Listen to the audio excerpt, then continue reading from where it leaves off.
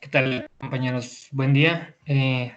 Bueno, esta vez en este video voy a presentarles un poco acerca de un protocolo, bueno, una idea de protocolo respecto a los primeros auxilios psicológicos.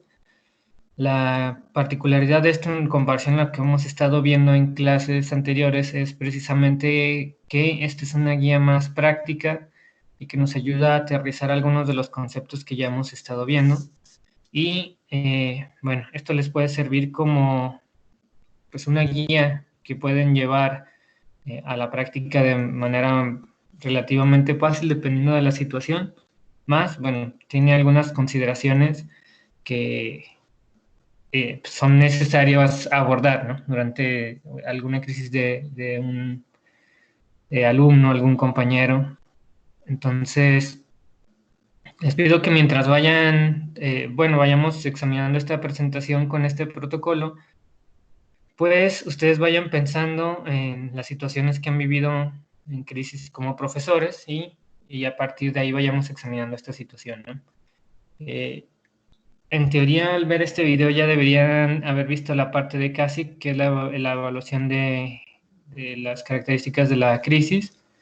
Y, bueno, para no detenerme demasiado en esa parte, porque es parte de esto, ¿no? Entonces, pues vamos a ir comenzando. Y bueno, la idea es que a partir de esto se pueda contar con esta guía para recibir una llamada en la cual harían una práctica de intervención en crisis, o bueno, de primeros auxilios psicológicos. Entonces, bueno, vamos a ir comenzando. Entonces, ahora sí que conocemos las características de una crisis y vemos la parte relacional de la misma, pues, ¿qué hacer, no? Ante una situación de crisis. Creo que esa es la parte que a lo mejor interesa mucho o he visto en sus comentarios de cómo actuar, ¿no? Bueno, es lo que vamos a estar viendo ahorita.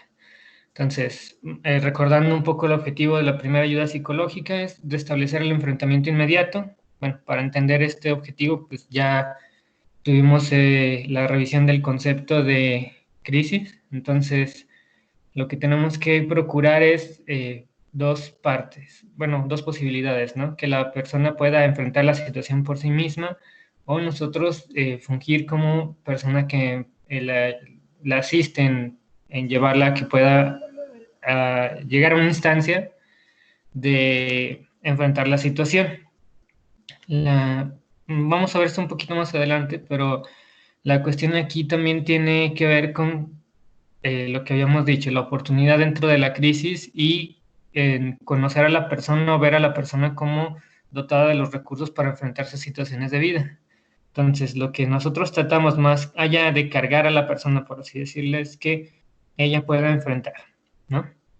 Entonces, ayudar a la persona a que establezca las medidas concretas hacia el enfrentamiento de la crisis, que incluye el manejo de sentimientos e iniciar un proceso. Por ejemplo, también ahí podríamos hablar de una canalización a otros lugares. Entonces, la persona va a tener esta ayuda que va a ser para que ella pueda enfrentar la situación en que está frente a ella. Y esto aquí hay una parte que creo que es muy buena en el sentido de que tenemos que considerarla importante, que es tomar las medidas concretas. Muchas veces, hasta a lo mejor hay un problema muy grande de fondo, digamos, y no necesariamente es algo que se va a resolver en el momento, ¿no? Entonces, eh, lo que vamos a hacer es que tome la persona los pasos concretos para que pueda enfrentar la situación que está viviendo en ese momento, lo más agudo en el momento, ¿no? Entonces, los objetivos secundarios son proporcionar apoyo, contención, sostén emocional, validación de sentimientos. Esto es muy importante, reducir la mortalidad, que es reducir las posibilidades destructivas, prevenir lesiones físicas, maltrato, suicidio, homicidio, así como alguna enfermedad mental, y proporcionar enlace a los recursos de ayuda. Esta parte es muy importante, y bueno, lo iremos viendo ahorita más. como les digo, nosotros vamos a ser una especie de asistente en que la persona tome ciertas medidas y como les digo, no les vamos a resolver una situación que hasta a lo mejor tiene una complejidad muy grande y que los efectos que estamos viendo pues, no son producto nada más del momento. Si hay un detonante, como lo vieron en la parte de CASIC, más no, no es un problema como que solo haya pasado a partir de eso, ¿no? Hay situaciones muy complejas y que detonan de una u otra forma, pero no quiere decir que resolviendo la parte inmediata vayamos a asegurarnos de que la persona eh, puede estar bien y que la crisis lleva una oportunidad más que un daño. Entonces, es nuestra tarea fundamental ligar a esta persona con una ayuda futura y una instancia que pueda supervisar su progreso. Entonces, bueno, en esta parte nada más pensándolo un poco, reflexionando, ¿no? Es como estas partes que se ven en los periódicos de suicidio. Eh, pues generalmente se ponen estas notas diciendo, no, pues es que no soportó que su novia lo dejara y se suicidó, ¿no? O sea, esta parte, como si esto explicara todo el evento, sí, lo que pasó o lo que llevó a esta persona a tomar esa decisión, ¿no? O a hacerlo en el momento de manera tal vez impulsiva. Más, bueno, ese es un detonante. Hasta a lo mejor sí fue lo que pasó justo antes de que se diera el evento de suicidio, más la explicación es más compleja y lleva muchísimos más factores y son unos que no se pueden ver precisamente en ese momento, más si exploramos un poquito, pues nos vamos a dar cuenta de que ahí hay una historia, ¿no?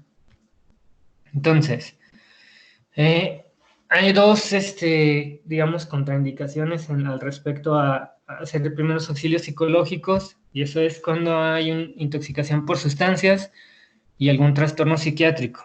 En este sentido, que nos referimos con trastorno psiquiátrico a algún tipo de condición que no permita que la persona esté en un contacto con la realidad o que pueda desarrollar ciertas eh, condiciones para responder de manera adecuada ante un evento. Es decir, al igual que en el consumo de drogas, hay situaciones que pueden poner en riesgo la integridad de la persona que interviene, en este caso ustedes. Si ustedes pueden acercarse a una persona, bueno, no sé qué experiencia tengan también con personas intoxicadas, pues muchas veces las personas no están en condiciones de responder a estímulos como responderían normalmente. O incluso varias situaciones pueden tornarse peligrosas y se podrían recibir agresiones. Por ejemplo, en una persona que tiene algún delirio paranoico, pues el hecho de que nosotros nos acerquemos probablemente sea o detone alguna situación bastante peligrosa. Por ejemplo, esto no nada más se da en trastornos psiquiátricos, también con el consumo de drogas. Por ejemplo, comúnmente el consumo prolongado de cristal lleva a, pues sí, algún tipo de, incluso alucinaciones combinadas con un componente paranoico y pues que lleva muchas veces a las personas incluso a agredir a personas que ni siquiera están como relacionadas, ni siquiera están tomando en cuenta a la persona. Entonces ahora imagínense si nosotros nos acercamos a una persona drogada, intentamos hablar con ella, pues a lo mejor puede sentir esto como, interpretarlo como una amenaza. Alguna vez he hablado con algunos paramédicos y hablando de primeros auxilios, me comentan que pues, lo primero es cómo salvaguardar la salud de la persona que va a intervenir. Lo ponen de esta manera, ¿no? Eh, si no se cuida uno, van a ser dos heridos, ¿no? Es decir, si la persona que está a cargo de o que está en posibilidades de ayudar termina sin posibilidades de ayudar, pues van a ser, el problema se acrecenta, ¿no? Más que otra cosa. Entonces, lo primerito es protegernos nosotros y saber cuándo hacerlo y cuándo no. Y después ya brindar la ayuda.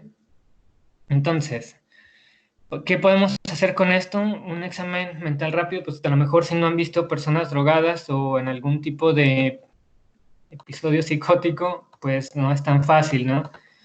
Entonces hay algunas preguntas básicas que se pueden hacer al respecto, que es, por ejemplo, respecto a sí mismo, cómo se llama, qué edad tiene, en qué trabaja o con quién vive. Preguntas acerca de sí mismo para nosotros darnos una idea de si está respondiendo y que está ubicado respecto a sí mismo. También podemos hacer preguntas con orientación en el tiempo, es decir, qué día es hoy, en qué mes, en qué año, eh, qué día de la semana es, situaciones que nos den una idea de si está ubicada en el tiempo. Orientación en el espacio también, es decir, si la persona sabe dónde se encuentra. Déjame bajo el volumen a esto. Si está o sea, podemos hacer preguntas de respuesta cerrada para ver si la persona, dando un vistazo a su alrededor, se puede dar cuenta de dónde está. Es decir, estás en tu casa, estás en la calle, estás no sé, en tu trabajo, en un hospital, puede ser situaciones así, de darse cuenta de que, o de darnos cuenta más bien de que sí está ubicándose en el espacio. Preguntar cosas como, por ejemplo, en qué calle estábamos, si recuerdan qué calle se encuentra. Va a variar mucho de qué situación, ¿no? O incluso en qué, en qué estado se encuentra, es decir, o en qué municipio, por ejemplo. Es algo que se explora incluso cuando hay contusiones, ¿no? Para ver si las personas pueden orientarse en el espacio. Y bueno, es algo que se puede desarrollar para nosotros ver si la persona está ubicada y no está drogada o está en contacto con la realidad, ¿no? Orientación respecto a personas también puede ser, que es puedes preguntar quién te acompaña o con quién venías, quién soy, por ejemplo,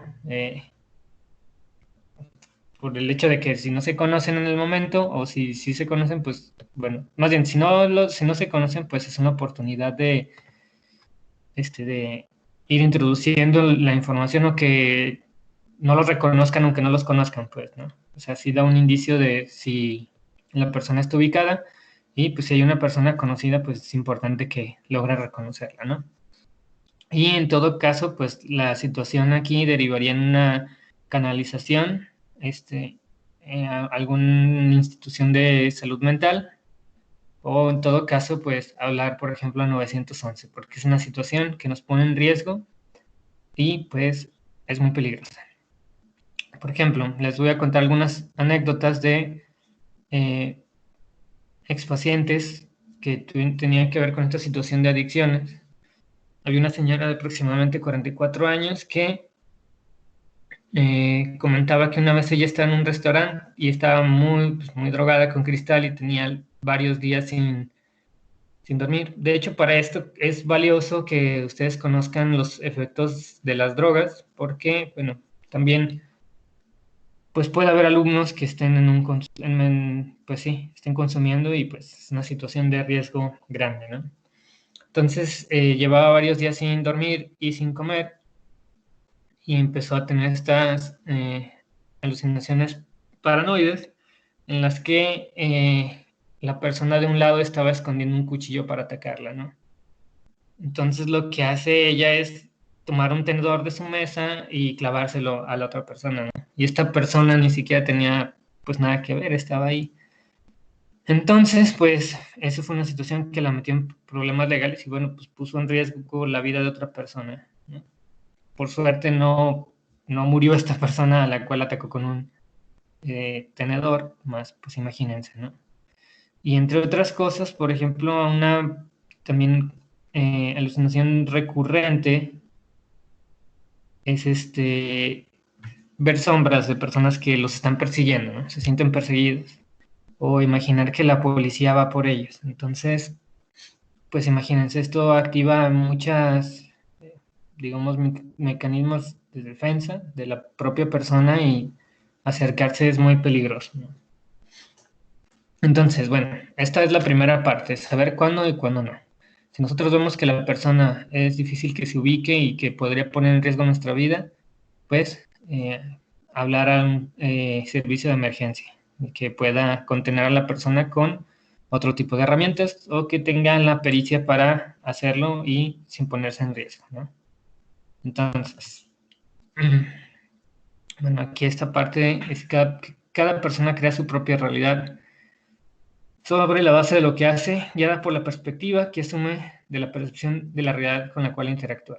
Suena medio como embrollo, más bueno, la cuestión aquí es rescatar la parte subjetiva que hemos hablado en las otras partes, en las otras clases, que es pues que las personas desarrollan este sentido de lo que pasa a su alrededor en relación a una construcción desde su historia y desde su contexto inmediato y cultural, ¿no? Entonces, para tener siempre esto en mente. Entonces, ahora, ¿qué requerimientos básicos hay para realizar los primeros auxilios psicológicos? Brindar atención digna, receptiva y humanitaria, es decir, siempre tener en cuenta, más allá de la tarea a hacer, bueno, que estamos trabajando con personas y que requieren pues, una atención humana, ¿no?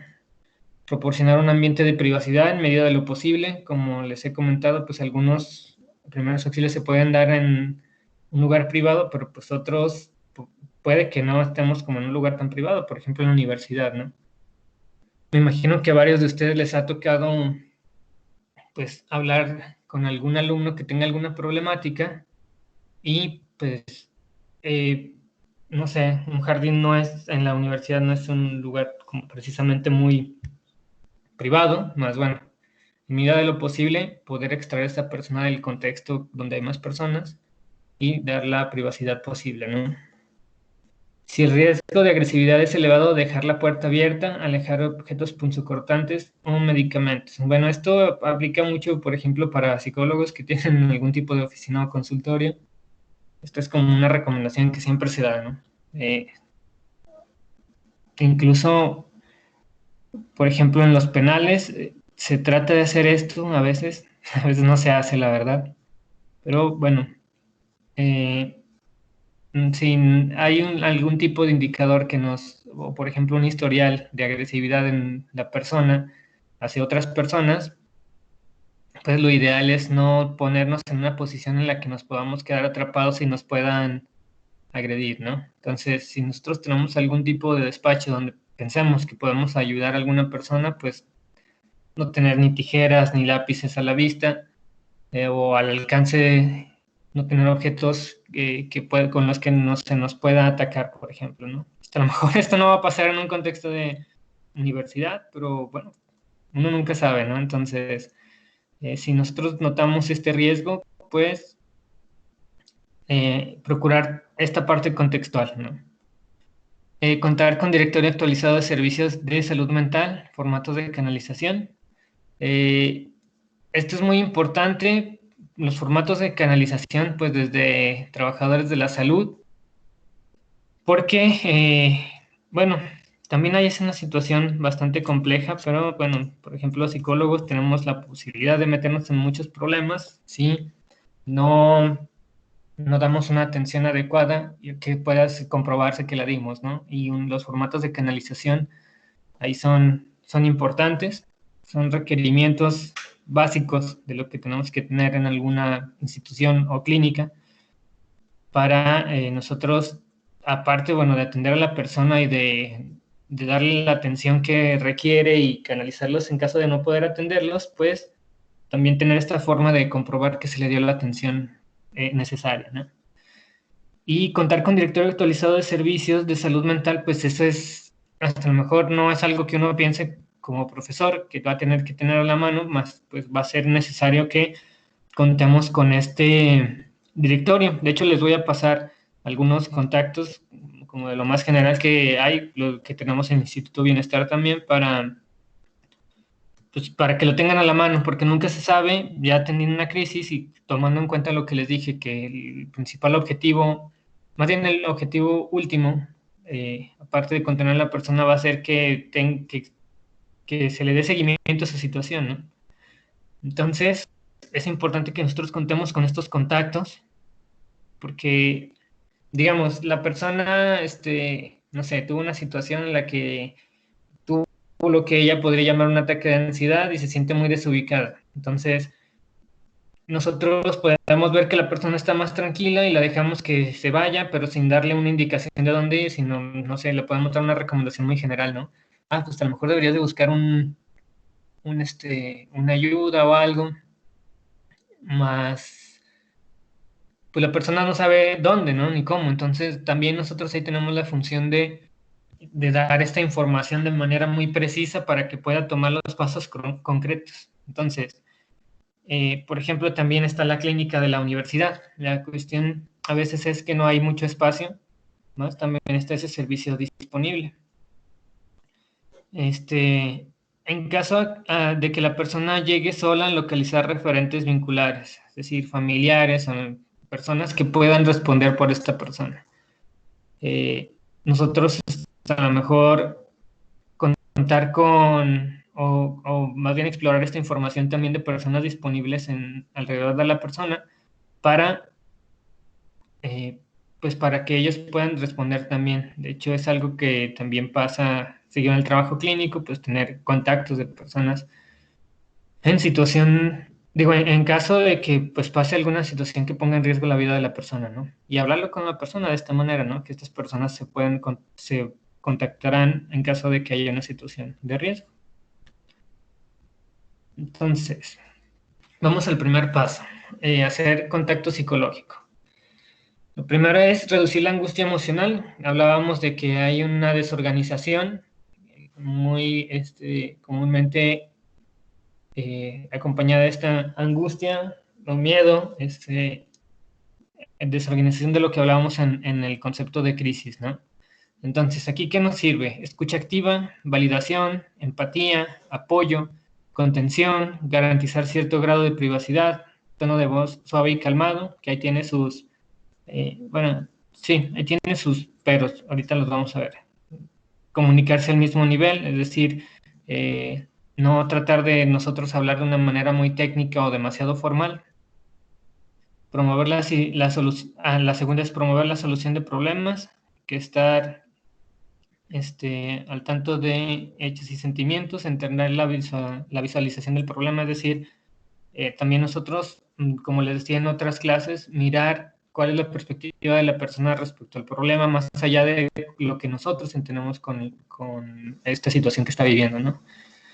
Entonces, bueno, ahorita se les hablaba sobre empatía, escucha, y cómo hacer eso concretamente, ¿no? Algunas sugerencias entonces que ustedes pueden hacer para empezar a hacer este primer contacto con la persona, ¿no? Hola, ¿me puedo acercar?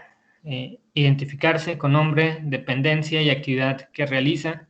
¿Quieres platicar? ¿Cómo te llamas? ¿Necesitas algo? Puede ser un contacto inicial. Más, esto es importante, ¿en qué sentido? A lo mejor, eh, por ejemplo, hay personas que pueden con contacto físico y otras que no lo soportan, incluso puede detonar otro tipo de situaciones. Entonces, desde la pregunta, ¿me puedo acercar? Es importante que nosotros sepamos calibrar qué tanto nos podemos, eh, pues sí, qué tanto nos podemos acercar a la persona sin que ésta se sienta amenazada. Entonces, como no sabemos todavía cuál es la situación principal que está viviendo la persona, solo vemos que está sufriendo, digamos, nosotros tenemos que ir calibrando con qué distancia la persona se siente cómoda. Identificarse y el nombre de dependencia de dónde son, ustedes, por ejemplo, podrían decir, no, pues yo soy profe, en caso de que no conozcan a la persona, ¿no? Soy profesor, soy docente, te puedo ayudar, puedo platicar contigo, situaciones de ese estilo, ¿no? Entonces, la cuestión aquí es nosotros tratar de calibrar la distancia con la persona y, bueno, declarar por medio de palabras y acciones que estamos dispuestos a escuchar a la persona, ¿no? Y acompañarla. Eh, una vez escuchando la situación, hablaban también anteriormente en esta parte de contacto psicológico acerca de validación, ¿no? Entonces aquí podemos insertar algunos comentarios de apoyo, no todos de esta forma, más, bueno, comentarios que den a entender que está la persona ahí, ¿no? O sea, a lo mejor esto es un poquito eh, raro, o puede, puede notarse como medio raro desde algunas perspectivas. Más, bueno, nuestra tarea ahorita, por ejemplo, no es confrontar a la persona con algún tipo de realidad respecto a su situación, a menos de que ésta ponga en peligro su vida. Entonces, la cuestión es nosotros, de una manera muy genuina, eso sí se los digo, eh, brindarle este apoyo, ¿no? Entonces, tampoco nosotros no tener como tener una postura fingida en la cual decimos entender lo que la persona hace o lo que le está pasando cuando no es así, sino desde nuestro entendimiento genuino de lo que está viviendo la otra persona, pues regresar algún comentario, ¿no? Es válido sentirse de esta manera, dar la impresión de que está siendo muy duro consigo mismo. Yo les diría que esa no la utilicen tanto. Más, lo pueden decir en otras palabras, ¿no? O sea, por ejemplo, sé que estás viviendo una situación que es difícil para ti, entonces, pues, más allá de como darle un juicio de valor, sino, bueno, explicar que se entiende que está pasando una situación difícil, ¿no? Es tan fuerte pasar por algo así. Siento mucho que sea en un momento, que este sea un momento tan difícil para usted. Podemos hablar más mañana si lo desea. En este caso, pues no sería tanto así porque, pues, ustedes van a canalizar a una institución que pueda hacer eso por ustedes, ¿no? Entonces, la situación aquí es dar esta escucha, saber cómo aproximarse, calibrar la distancia con la que la persona está cómoda y pues dar comentarios de apoyo y empatizar desde una postura genuina con la persona. Esa sería la parte de contacto psicológico, ¿no? Digo, sí, el primer contacto psicológico. Entonces, la cuestión aquí es, bueno, una de las tantas cosas que necesitamos, y por eso les había puesto también esta parte en foro, es comprender y nosotros ubicar cuáles son nuestras habilidades de acompañamiento. Esto lo vamos a ver un poquito más adelante, ¿no? Más, ¿cuál es necesario que nosotros tengamos claro esto? Entonces, la segunda parte es examinar las dimensiones del problema, que, bueno, tiene que ver con explorar el suceso precipitante, el CASIC, que ya lo habrán visto a esas alturas, recursos personales, redes de apoyo, riesgo de mortalidad, dimensiones inminentes en el futuro inmediato, decisiones, perdón, inminentes en el futuro inmediato. Entonces, vamos a ir avanzando. Entonces, algunas sugerencias en el discurso, qué pasó, cómo ocurrió, qué es lo que más te preocupa, cómo te sientes y explorar recursos sociales. ¿Qué es esto? Nosotros, para empezar, tenemos que entender cuál es la situación que precipitó que se diera la situación de crisis aguda, porque, bueno, eso también nos va a dar un indicio de qué tipo de acciones no debemos de tomar en este instante, ¿no?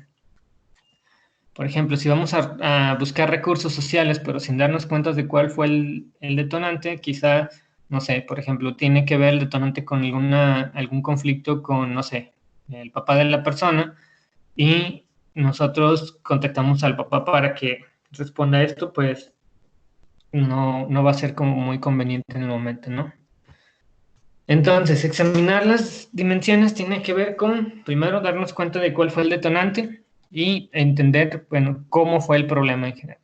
Aquí yo lo que les podría recomendar también es tener una postura de curiosidad en respecto a, bueno, quiero conocer tu situación de manera genuina, más allá de estar pensando en qué se va a hacer a continuación, ¿no? Por ejemplo, es algo que le pasa muy seguido a los estudiantes de psicología cuando están haciendo sus prácticas de entrevista o sus prácticas en el ámbito clínico, que comentan, no, pues es que no exploré ciertas situaciones porque estaba pensando, estaba nervioso y estaba pensando qué iba a hacer a continuación. Entonces se olvidaron de lo que estaba diciendo la persona. Entonces les diría ahí, bueno, y que también es algo que creo que se desarrolla con la práctica, es ubicarse en lo que dice la persona y tener esta curiosidad acerca de, pues, de su situación, ¿no? Tratar de entenderla más allá de pensar en qué voy a hacer a continuación. Entonces, ¿qué pasó? ¿Cómo ocurrió? ¿Qué es lo que más te preocupa? Entender esta parte subjetiva también de la persona y cómo te sientes. Entonces, bueno, casi como les había comentado, en teoría ya lo estuvieron explorando, más bueno, vamos a verlo de manera muy breve. Vamos a explorar estas 5 dimensiones o 5 apartados de lo que podríamos estar notando en una persona en crisis, ¿no? Una sobreexcitación en el ámbito conductual, conductas erráticas, impulsividad, paralización, aislamiento, reducción de la vida social, apego excesivo a figuras protectoras, ejercicio, dieta, cambios en la actividad sexual, hábitos de sueño, uso de drogas, alcohol y tabaco. Muchas de estas situaciones no las vamos a poder explorar eh, luego, ¿no? En una cuestión de primeros auxilios psicológicos, porque, por ejemplo, casi como ya hubieran visto, pues no se utiliza nada más en primeros auxilios psicológicos, sino hasta mejor después de este primer contacto se va a evaluar estas dimensiones, ¿no? De la persona frente a una situación de crisis. Entonces, nosotros tenemos que recoger la información que sea útil en ese momento nada más.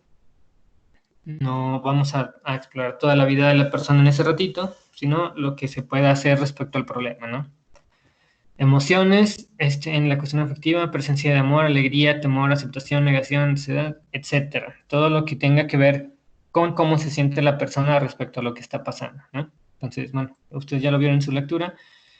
¿Cómo es que se siente la persona? ¿Cuáles son los sentimientos vinculados a lo que le está pasando, ¿no? En la somática, que tiene que ver con lo que le pasa al cuerpo durante estas situaciones y en relación a estas situaciones. Síntomas corporales relevantes, dolor de cabeza, gastrointestinales, musculares, de espalda, hombros, trastornos de sueño y alimentación, taquicardia, agotamiento, mareos, desmayos. Todo lo que tenga que ver con la parte corporal de la persona hay que tomarlo en cuenta. Interpersonal es de naturaleza afectivo-conflictiva de las relaciones con otras personas, lo que les comentaba ahorita. Tenemos que saber qué personas hay disponibles y en qué manera están disponibles. Redes de apoyo, forma de resolución de conflictos, asertividad y capacidad para tomar acuerdos, acuerdos, superación o evasión de responsabilidades. Entonces, en la parte cognitiva, pues que va dirigida a qué es lo que se piensa respecto a la crisis, igual a la situación que está viviendo la persona, pues tiene que ver con autoimagen, representaciones distorsionadas, metas y creencias religiosas, es decir, qué se crea al respecto, ¿no? Y qué cosas se pueden utilizar, incluso las creencias religiosas a veces pueden aprovechar de una muy buena manera para que la persona se sienta en condiciones de responder a algo que le está pasando. Si su actitud es positiva o negativa, qué tanto atribuye, por ejemplo, también los eventos a algo externo a él o algo interno a ella, a la persona. Entonces, son esos factores que tenemos que ir evaluando como en un escaneo rápido cuando estamos en primeros auxilios psicológicos. ¿Cómo está la persona en general, no? Incluso, pues, después de un encuentro así con una persona podemos hacer esta evaluación, ya recuperando la información que acabamos de obtener y ver cómo se le puede seguir apoyando, ¿no? Entonces, después de esto sigue el punto número 3, que es examinar las posibles soluciones. Entonces, ya hicimos el contacto, escuchamos, entendimos desde nuestra postura lo que le está pasando a la persona. La persona ya sintió este apoyo, se sintió acompañada y validada. Examinamos todas las situaciones de su problema a partir de esta escucha. Notamos algunas situaciones a nivel conductual, afectivo, somático, interpersonal y cognitivo. Y ahora que ya entendimos la situación en su mayor parte, vamos a ver qué se puede hacer en ese momento. respecto, ¿no? Como les digo, no vamos a solucionar un problema global, pero sí vamos a lo más inmediato tratar de dar opciones o tratar de crear estas rutas que la persona pueda tomar, ¿ok? Entonces, lo primero sería identificar un rango de alternativas de soluciones para necesidades inmediatas y las posteriores identificadas previamente.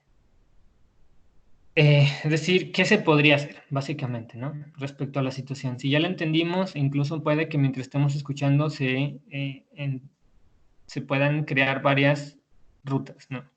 Se nos vayan ocurriendo rutas e incluso la misma persona a partir de la propia expresión de la situación se le vayan ocurriendo algunas. Entonces, explorar pros y contras de cada una de las soluciones.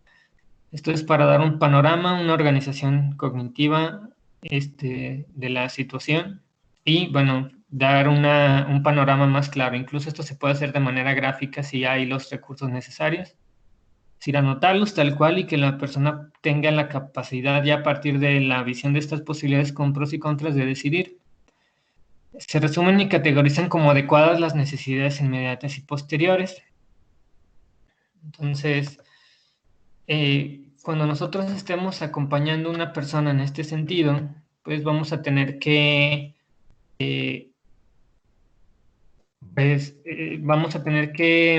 perdón, se me fue un poquito el avión, lo siento. Sí, vamos a tener que jerarquizar las necesidades en el momento, ¿no? Hay algunas que sí se podrán ver como muy importantes y hay otras que no tanto, otras que no ponen, por ejemplo, en riesgo la integridad de la persona y se pueden dejar para después. Esto va a depender de cada situación, ¿no? Entonces, si hay una situación que ponga en riesgo la vida de la persona o que le pueda traer repercusiones negativas después, pues atender eso primero, ¿no? La impotencia puede impedirse al estimular al paciente a producir ideas sobre lo próximo a realizar. Esto es, ayudarlo a operar desde una posición fuerte en vez de una débil. Esto es lo que les comentaba respecto a nosotros entender a la persona como con capacidades, ¿no? Si nosotros la acarreamos, la cargamos, muy probablemente vamos a reforzar eh, esta idea de de que la persona no puede con su situación actual, de que la está rebasando y que pues como nosotros nos vamos a hacer cargo, ella no puede. Si le damos nosotros una visión de capacidad y le damos la oportunidad, vamos a ser como un espejo que puede ayudarlo a verse como capaz, como alguien que puede resolver la situación de una u otra manera o que por lo menos tiene opciones.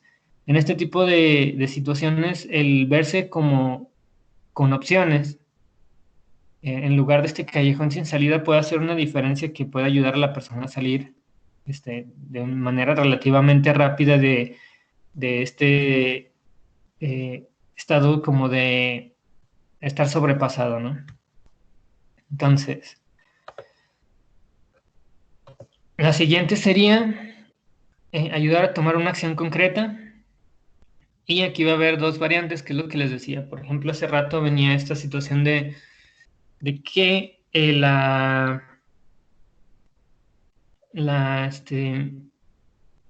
de que el tono de voz tenía que ser bajito y calmado, ¿no?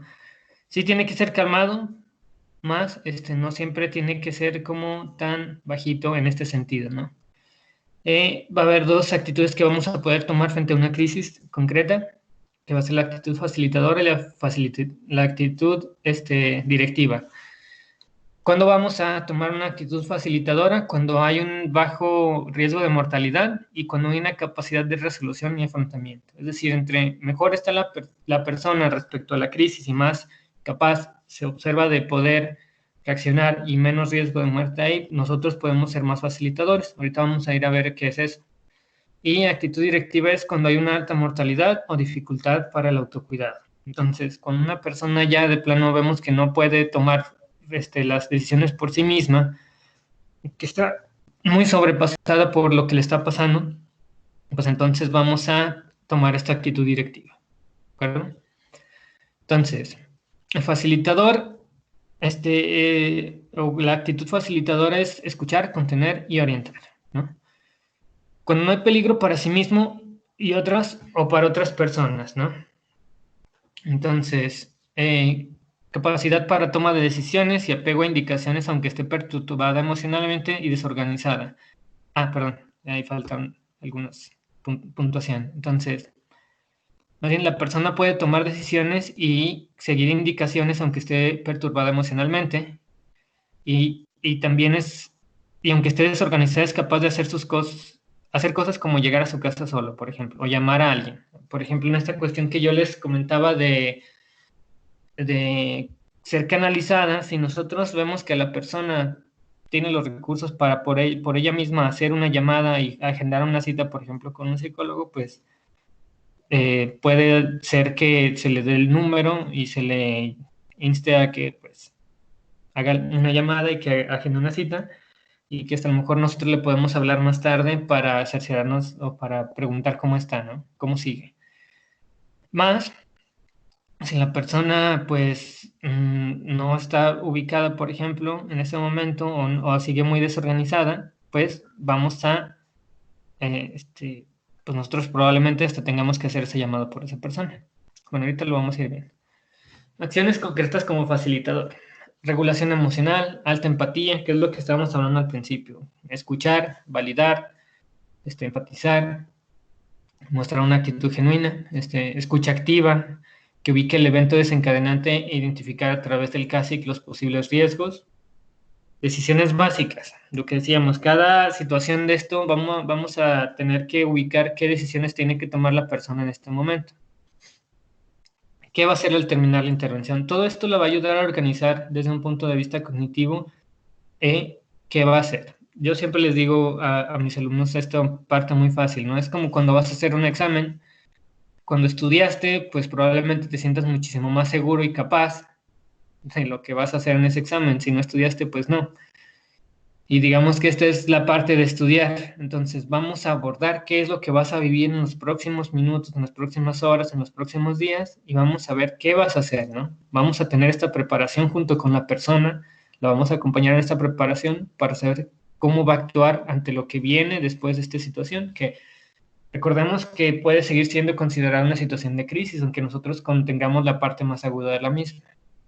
Entonces, ¿qué va a hacer al terminar la intervención? O sea, ¿qué vas a hacer ahorita después de esto? ¿Con quién vas a ir? ¿A dónde?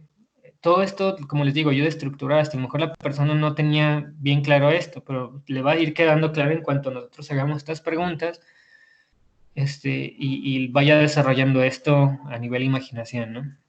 Pasos concretos, al menos en las siguientes 24 horas que impliquen autocuidado, red de apoyo, medidas de afrontamiento ante el problema. Dependiendo de la situación, ¿qué vas a hacer? ¿A dónde vas a ir? ¿Con quién vas a ir? ¿Qué te puede ayudar en este caso? ¿Qué implica estos siguientes pasos a tomar que no te pase o que no se acerque la persona, por ejemplo, de nuevo al detonante o que no se ponga en riesgo a partir de esto?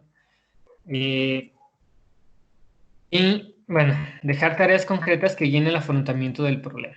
Por ejemplo, si la persona les dice, no, pues normalmente cuando estoy con mi abuela es cuando mejor estoy o no me ha pasado nada ahí, o no sé, si voy con esta tía, ella me podría llevar a un lugar donde me puedan atender. Ah, ok, ¿cómo vas a hacer para llegar hasta con tu tía? O cómo vas a hacer para llegar con tu abuela, etcétera, etcétera, etcétera, ¿no? Pasos concretos desde nuestro entendimiento ya de su situación, de cómo va a afrontar la situación que está viviendo, ¿no?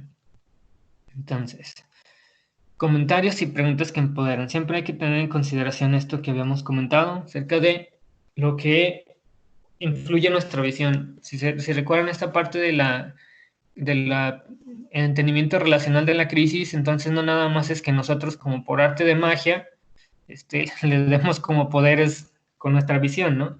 Sino que las capacidades de respuesta de las personas se construyen en relación al otro.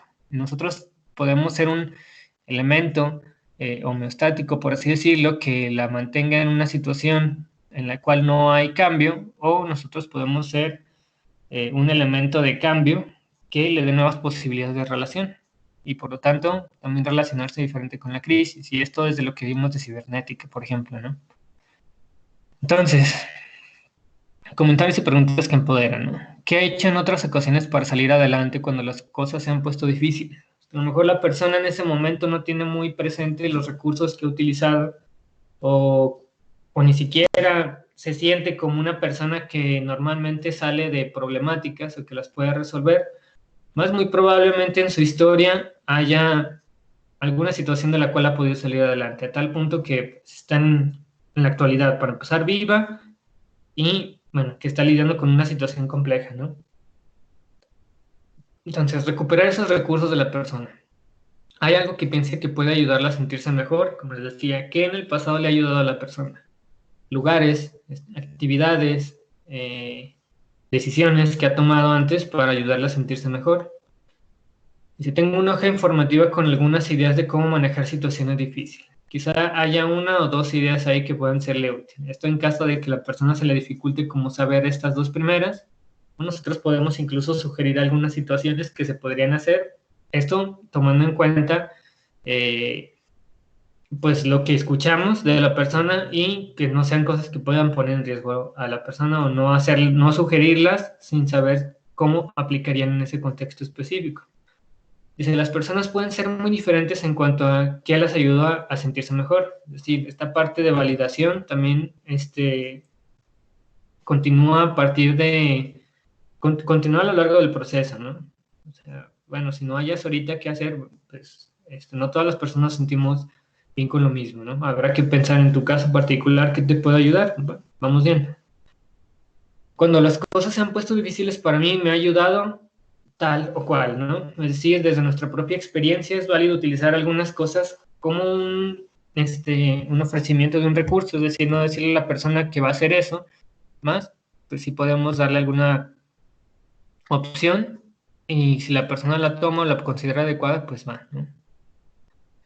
¿Cree que algo así puede funcionar para usted? Es decir, como les digo, esta parte de ofrecimiento, más allá de que nosotros impongamos la respuesta. Entonces, lo que hablábamos, ¿no? Ayudar a tomar una acción concreta. Algunas sugerencias, otra vez, para el discurso. ¿Te parece que el día de mañana hagas, y ya habíamos hablado, ¿no? Ah, pues se puede hacer esto, esto, esto. Entonces, ¿te parece que el día de mañana hagas esto? ¿Quieres hablar con tal o cual? Si ya habíamos hablado o habíamos establecido que hay una persona por ahí que haga que pueda hacer esta tarea de contención. Y para poderme retirar es necesario que te quedes con alguien. ¿A quién sugieres que hablemos? Vamos a esto y esto es una parte muy importante.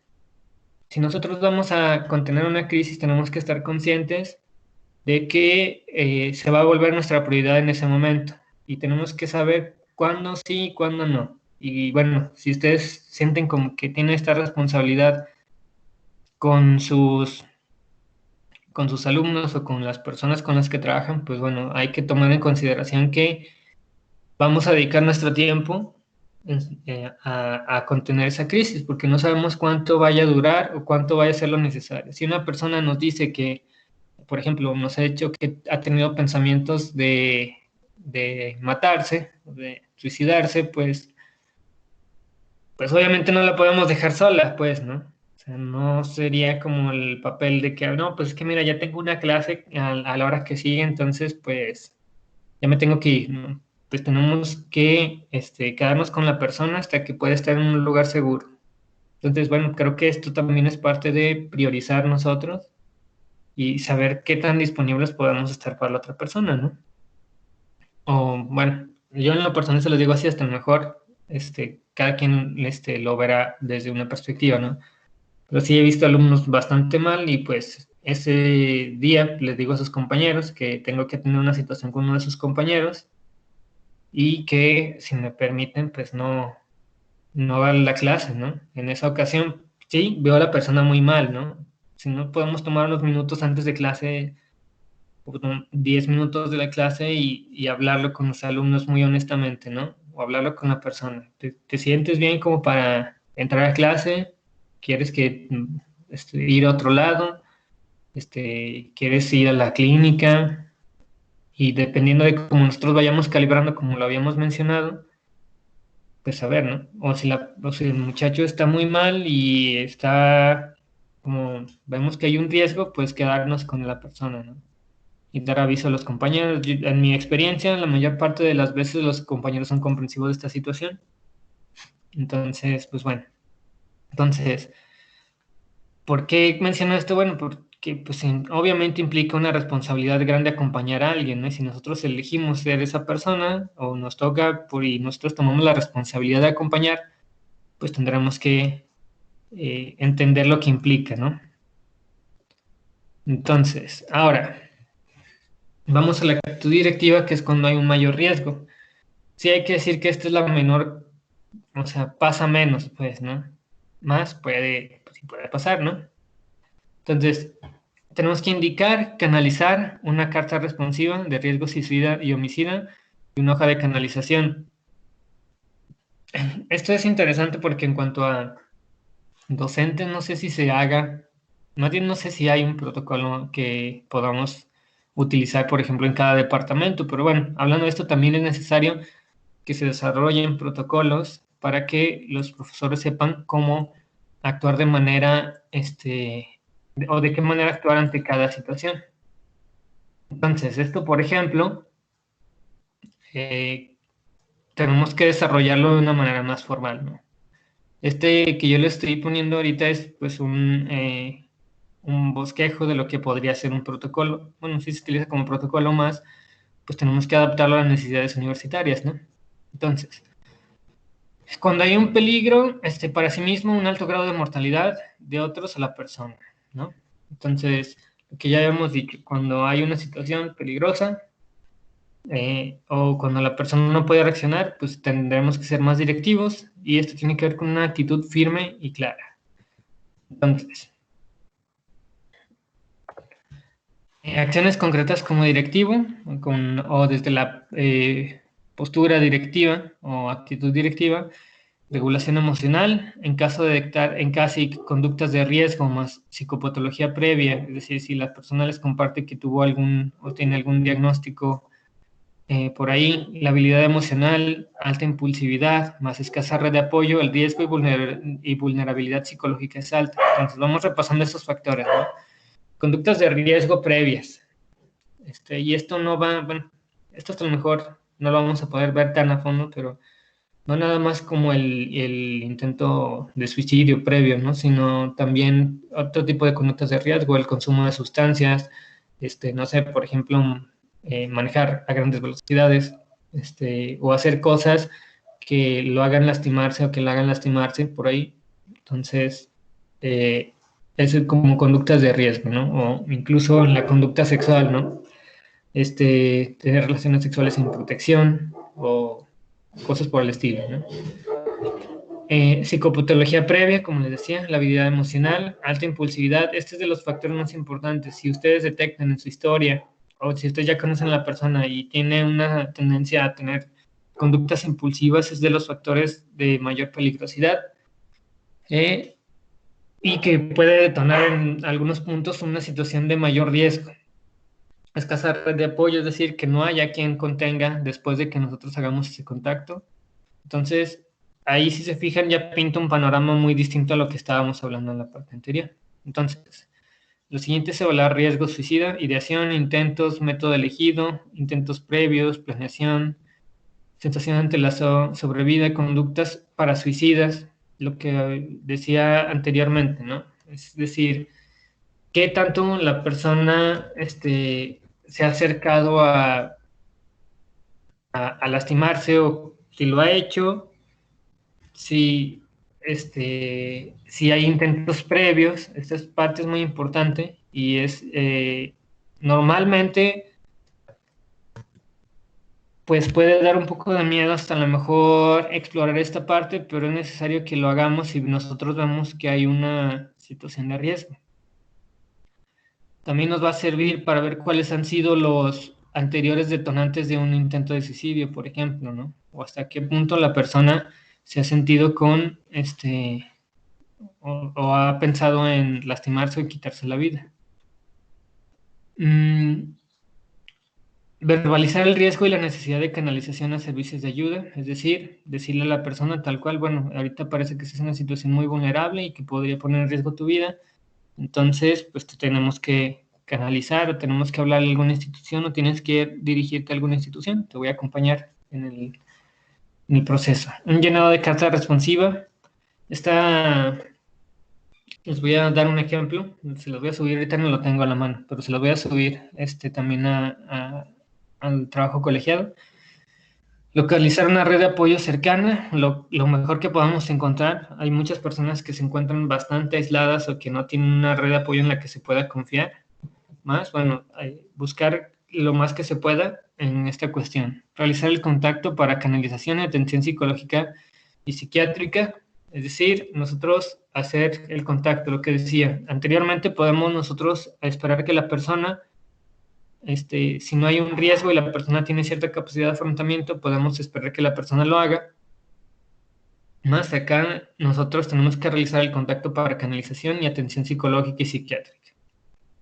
Y bueno, de no ser posible que nosotros acompañemos a la persona hasta el lugar, pues tenemos que contactar a algún familiar, alguna persona que lo acompañe. Recuerden, si junta estos factores que dijimos en el segundo punto, no podemos dejar a esta persona sola en un momento de crisis. Entonces la vamos a tener que acompañar hasta el momento en que nosotros nos aseguremos de que tiene una compañía y que tiene una persona que puede hacerse responsable de ella. ¿Sí? Entonces, verbalizar de forma clara y breve a la persona y a su red de apoyo los pasos a seguir. Es decir, aquí, como lo que hicimos en la parte anterior, no nada más, más bien en la parte anterior decíamos qué es lo que se va a hacer a continuación, qué se va a hacer en los siguientes minutos, horas, días, dar recursos en cuanto a qué podríamos hacer a continuación, sugerencias hasta lo mejor. Entonces, estos pasos aquí no deben de quedar nada más claros para la persona, porque estamos en el supuesto de que no se ha podido o que tiene pocos recursos de afrontamiento en el momento, ¿no? Y que muy probablemente no pueda hacerse cargo de esta situación, porque la gravedad puede ser mayor. Entonces, la red de apoyo o las personas con las que contactemos también tienen que tener esta información de qué se va a hacer y tiene que quedar muy clara, ¿no? Por ejemplo, he escuchado de adolescentes que han tenido intentos de suicidio y es como que, no, pues a ver qué van a hacer ahorita. Y no sé, mamá o papá dicen, no, pues es que teníamos que ir con la abuela y después de eso ya vamos como a hacer, a llevarla a donde tenemos. Y pues ahí habrá que cuestionarse. Bueno, eso ya nos da una información acerca de la situación familiar de la persona, ¿no? Más, y pues está esta cuestión de, pues, bueno, esa no es como la situación o la manera adecuada de proceder en este momento por la gravedad del asunto. Es necesario que se le lleve inmediatamente a tal o cual lugar, ¿no? Entonces, las personas que van acompañando o que van a ser parte de esta red de apoyo, ahí tienen que estar bien enteradas, ¿no? De lo que se va a hacer a continuación. Entonces, el siguiente paso es el de seguimiento, que es determinar si se han o no realizado los propósitos de la primera ayuda psicológica, que es proporcionar ayuda, reducir la mortalidad y enlazar a los recursos consumados. Bueno, esta parte se me hace muy, muy, muy, muy importante lo que decimos de darnos o estar seguros de que se le canalizó a un lugar. No es suficiente con nada más que nosotros hayamos escuchado y dado el acompañamiento en el momento, ni aunque la persona se vea tranquila en ese momento, ¿no? Ni aunque la persona diga, ya estoy bien, muchas gracias por escucharme, no, pues ya la hice, ¿no? Como les digo, hasta a lo mejor se contuvo la primera parte que tuvo que ver con un detonante muy específico, más no conocemos toda la situación de vida de la persona ni qué pueda detonar otra crisis. Entonces, siempre tenemos que canalizar. Tenemos que asegurarnos de que la persona reciba una ayuda posterior. Entonces, bueno, desde ahí, ¿no? Verificar que el paciente actúa ante el problema, entonces, actúa ante el problema. Entonces, el proceso es completo y la responsabilidad del asesor o ayudante, o en este caso de ustedes, termina. Es decir, hasta que nosotros nos damos cuenta de que la persona tomó los pasos adecuados, es cuando nosotros ya podemos decir, ya estuvo, ¿no? Entonces, registrar el proceso de seguimiento. Algunas sugerencias igual. ¿Te gustaría tener un espacio con un psicólogo para hablar de todo esto? ¿te parece si hablas a tal teléfono en donde te darán tal información? ¿Te apoyarán con tu situación? ¿O te sugiero ir a tal institución? Como les digo, esto va a ser en caso de que se hable de una persona con unos recursos más o menos respondientes en el momento. Y por otro lado, pues a la familia o a las personas en una actitud más directiva, a las personas que acompañen a esta otra persona en crisis, pues se les tendrá que decir así muy claramente a dónde se tendrá que ir, ¿no? Entonces, aquí hay eh, aquí hay un pequeño resumen eh, de lo que implica cada etapa y, bueno, de la etapa y de lo que implica cada etapa, ¿no? Entonces, bueno. Aquí me gustaría que sí se comente mucho esto en el foro porque puede haber preguntas y bueno, obviamente lo principal es resolver estas dudas lo más pronto posible o inquietudes o comentarios, ¿no? Este, creo que esto ya es bueno, más bien me gustaría ver si se sienten al ver esto, se sienten con un mayor respaldo para manejar alguna situación, ¿no? Claro que les digo, existe la parte de la práctica y bueno, una situación de crisis siempre va a ser estresante también para la persona que está empleando o que está ejerciendo la ayuda, ¿no? Lo cual lleva a esta otra parte, ¿no? Bueno, que nosotros, ay, perdón. Esta es una parte que solo vamos a poder mencionar ahorita de manera muy breve, más bueno, estaría bien. En teoría sí habíamos como visto la posibilidad de hacer otra parte de este curso, que nos pudiera dar una parte más técnica. Entonces, bueno, esta técnica, venimos con algunas técnicas que nos pueden servir, ¿no? Acompañamiento. Esta técnica suele tener implicaciones terapéuticas y consiste en el acto de hacer presencia física mientras ocurre una situación difícil para el paciente, ¿no? Si lo resumimos, puede ser como en todo lo que dijimos al principio en cuanto a empatía, validación, escucha activa, ¿no? Es decir, estar ahí con la persona, escucharla y tratar de comprender su situación. Técnicas de relajación. Dice, en ocasiones es prioritario antes de realizar cualquier intervención disminuir el nivel de ansiedad, para lo cual suelen ser efectivas las técnicas de respiración o meditación. También voy a pasarles alguna bibliografía al respecto. Y bueno, ahí hay algunas situaciones un poco controversiales con respecto a las técnicas, pero bueno, se tendrán que aplicar no siempre. Nosotros vamos a ver qué tanto puede responder la persona y y si nos serviría en ese momento esa técnica, ¿no? Desactivación fisiológica, técnica de respiración para pacientes agitados, consiste en colocarnos enfrente del paciente y con una voz directiva pedirle que respire profundo, inhalando y exhalando. Se sugiere hacerlo con él. Se pueden utilizar recursos adicionales como pedirle que ponga su mano en el corazón hasta lograr el equilibrio en la respiración. Vamos viendo lo mismo de regular la respiración. Bueno, tal vez podamos dar un espacio para algunas técnicas de respiración, sería bueno. Y bueno, finalmente esta parte que creo que es de las más importantes, que es el autocuidado emocional en el interventor en crisis. Como les digo, cualquier situación que nos implique el cuidado o el acompañamiento de otra persona que está sufriendo una crisis, pues nos deja en una situación bastante estresante también a nosotros. Entonces, algo importante y que es bueno, es una reflexión también después de todo, como les digo, si se fijan, ver como esta parte de crisis de las otras personas, pues también implica como mirarnos así a nosotros mismos, es esta parte del autocuidado, es decir, cómo nosotros nos cuidamos a nosotros mismos y no nada más en esta parte eh, pues sí, en esta parte de en el momento, ¿no? Sino cómo convencionalmente nosotros procuramos también tener un bienestar con nosotros mismos. Ahora, ¿por qué? Porque, bueno, nosotros, si vamos a estar acompañando a una persona, pues tampoco nos podemos poner en un riesgo que nos deteriore nuestra salud, o en todo caso, si no tenemos nosotros un buen momento, en nuestra vida, pues va a ser muy difícil que podamos darle estos recursos a la persona, que podamos acompañarla y asistirla, ¿no? Entonces, una de estas situaciones es, bueno, que aquí con sugerencia es darse permiso para sentirse mal, expresar lo que sentimos. Entonces, bueno, se los voy a decir como checklist, ¿no? A ver si ustedes creen que se da una oportunidad, por ejemplo, de sentirse mal o expresar lo que sienten.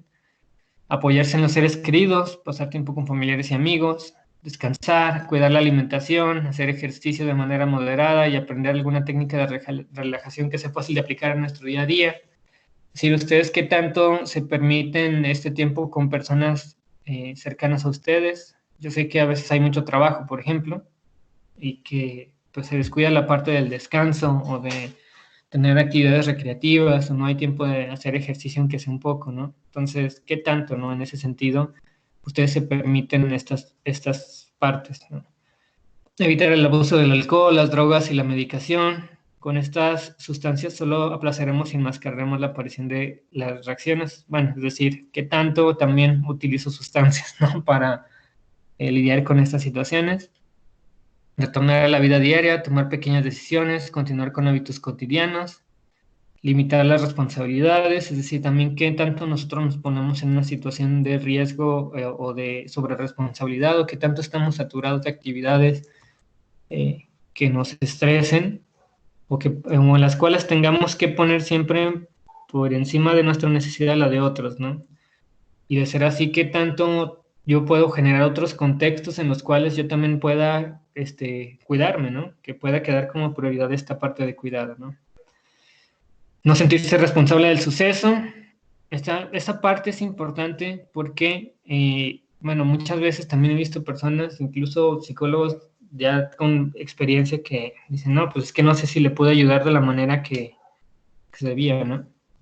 Entonces, bueno, esto es algo que eh, pues cada quien tendrá que ver en su historia, y bueno, por eso yo siempre les recomendaría, bueno, por ejemplo, a mis alumnos de psicología siempre les recomiendo que si van a estar o van a realizar un trabajo clínico, pues habrá que tener un proceso psicológico, ¿no?